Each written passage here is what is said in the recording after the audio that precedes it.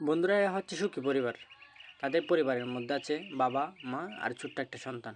তারা কোনো একদিন সফরে যাচ্ছে। তারপর কোনো একটি দুর্ঘটনার কারণে ছোটো বাচ্চাটা নদীর মধ্যে পড়ে যায়। তা ভাবে আর কি আহামরি কান্না করা। তারপর খুঁজে পেল না সেই ছোট্ট বাচ্চাটাকে, পানির জোয়ারে নিয়ে যায় সেই ছোট্ট বাচ্চাটাকে।